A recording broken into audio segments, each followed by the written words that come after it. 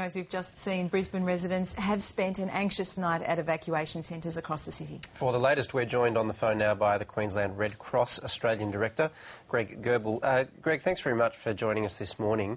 How many people would you say are there at the moment? Well, at the evacuation centre at the Royal National Showgrounds, the main one in Brisbane, we've probably got upwards of about 1,000 people.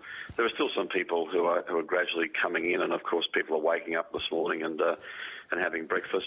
At Ipswich, we had 1,500 people last night in the evacuation centres, and we've also got another centre over in QE2 Sports Stadium, and there are, I think, a couple of hundred over there. So the numbers are pretty steady, and we wouldn't expect those to grow now that the river has started to peak. A lot of people watching would never have been in an evacuation centre, and it's kind of hard to conceive of 1,000 people descending on a place that had probably never really met each other before. What's it like in there? What's the feeling? Look, the evacuation centres are very well organised. Red Cross, I guess unfortunately, has been running evacuation centres in Queensland now for some time. And in a sense, we've got it down to a very good pat. We work very closely with the Salvation Army and with other government agencies and other non-government organisations.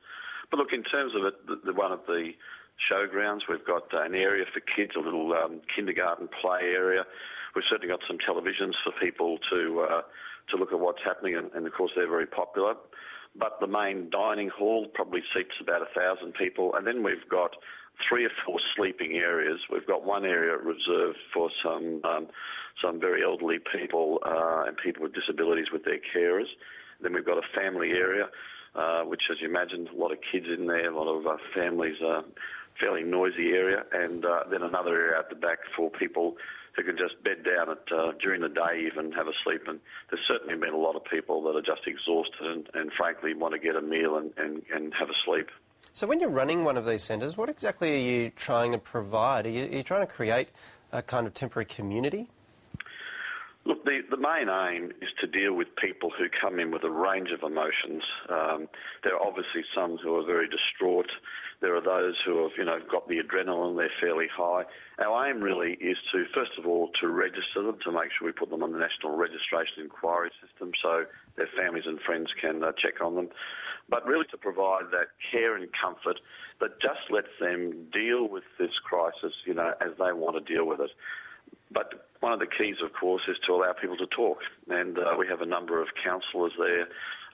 Residents are talking amongst themselves. The area with the kids, we try to give the parents a bit of break from the kids. I mean, it's been quite constant, with mum and dad and kids. In fact, I saw last night a family came in. It must have been 9 o'clock at night. Double stroller, obviously had twins. Dad had another one on the hip, and they look exhausted. So our aim really is just to provide that care and comfort, make sure they're safe, they've got somewhere to sleep, we keep them well fed, and provide whatever resources we can. More power to you, Greg Goebel. Thanks so much for joining us this morning. Thank you.